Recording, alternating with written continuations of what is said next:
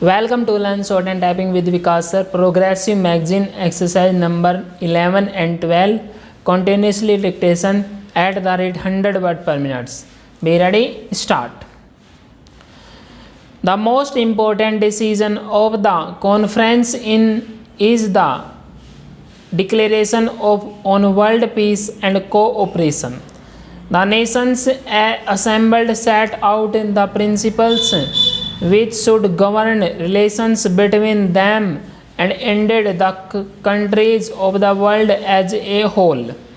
These are capable of universal application and are historic in their significance.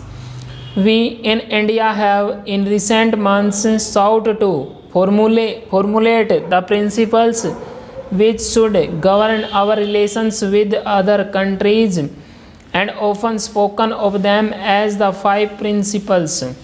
In the bundle's declaration, we find the full embodiment of these 5 principles and the addition to them of elaborations which reinforce these principles. We have reason to feel happy that this conference, representative of more than half the population of the world, has declared its adherence to the tenets that should guide their conduct and govern the relations of the nations of the world if world peace and cooperation are to be achieved. The House will remember that when the Panchil, as we have called them, emerged, they attracted much attention as well as some opposition from different parts of the world. We have maintained that they contain the essence of the principles of relationship which would promote world peace and cooperation. We have not sought to point out to them as though they were divine commandments or as though there was a particular sensitivity either about the number or about their formation. The essence of them is the substance, and this has been embodied in the Bandung Declaration. Some alternatives had been proposed, and some of these even formulated contradictory positions. The final declaration embodies no contradictions.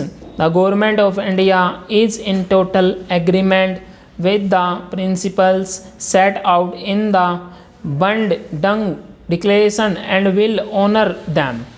They contain nothing that is against the interests of our country or the established principles of our foreign policy.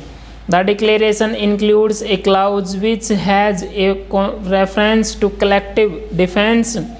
The House knows that we are opposed to military pacts, and I have repeatedly stated that these pacts, based upon the idea of balance of power and negotiations from strength and the grouping of nations into rival camps, are not, in our view, a contribution to peace.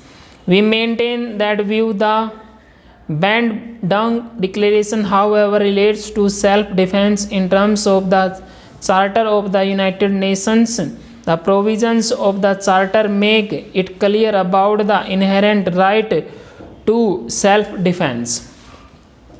It will be also noted that the Bandung Declaration further finds place for 2 specific safeguards in relation to this matter, namely that there should be no external pressures on nations and that collective defense arrangements should not be used to serve the particular interests of the big powers.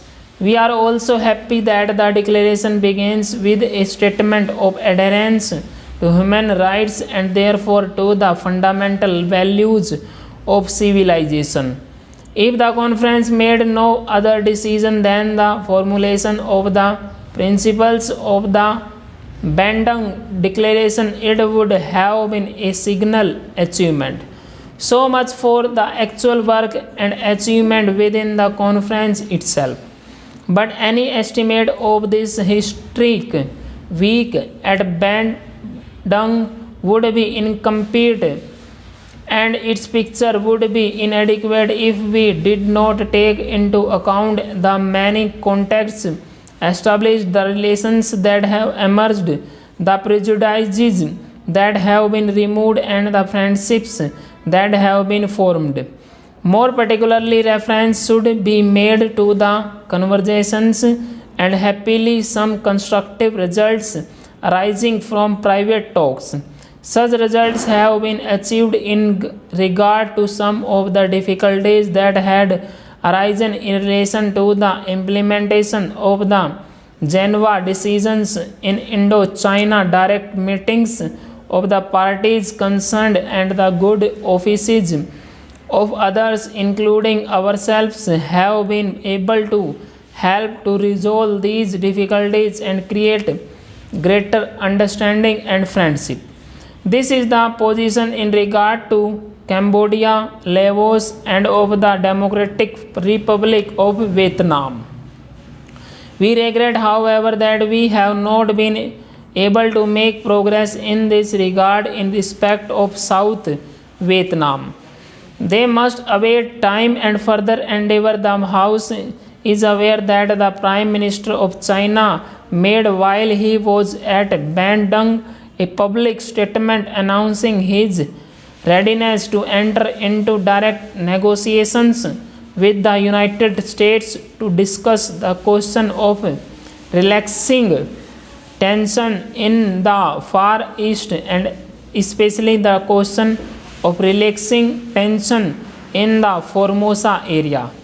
We have known for some time that China was willing to enter into direct talks, and other parties concerned have also not been envy of it. The announcement itself does not therefore represent a new attitude on the part of China, but the fact that this has been publicly stated at a gathering of the Asian and African nations represents a further and wholesome development. If this is availed to by all concerned, it can lead to an approach towards peaceful settlement.